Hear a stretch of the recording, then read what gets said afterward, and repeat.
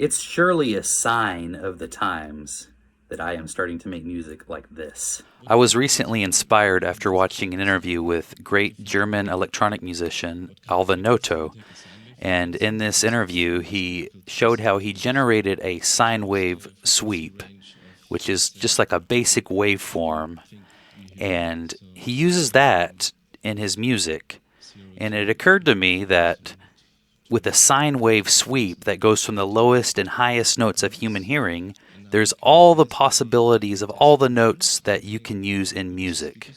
So I went ahead and did a similar thing. I generated a sine wave sweep. As you can tell, the lower frequencies have these longer waveforms and they get closer together as the pitch gets higher. So you can kind of see that here. Another way to visualize this is by using a spectrogram. And you can tell that the lower frequencies are on the bottom of the screen and the higher frequencies are on the top of the screen. And so in that range, there's all the musical notes. So after generating that sine sweep, I went ahead and located the spot where the musical pitch A occurred at 880 hertz. And I also found a few other pitches, like the note C, and so on and so forth. And then after doing that for a little bit, I was able to isolate the notes A, C, and E, which spells an A minor triad. And I went to the lower frequencies and also found the note A a few octaves lower and made a bass line out of it.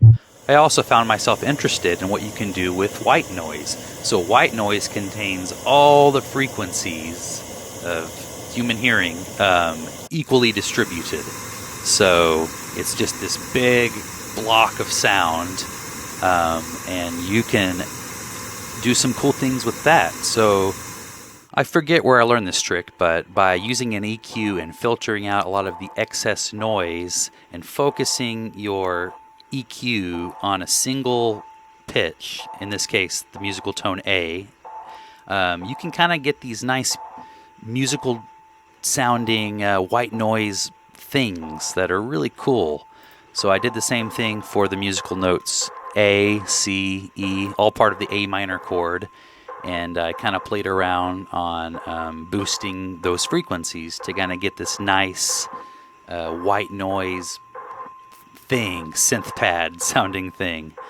I also played around with this automation where I sort of muted and unmuted it and created sort of this trance-like thing.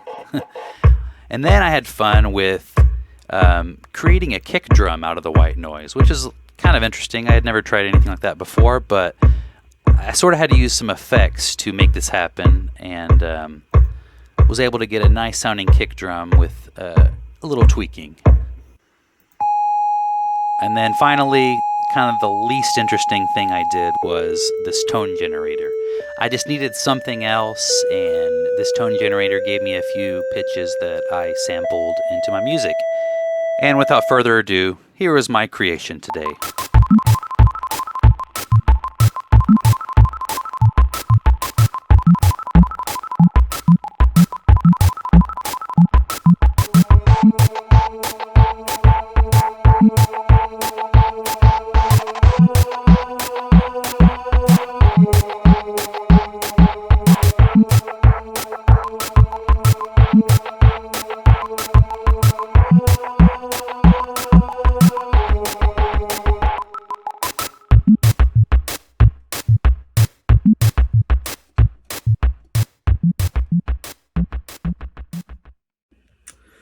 So you might be wondering, what the heck? Why would you go through all that work and use that sort of primitive process to make music?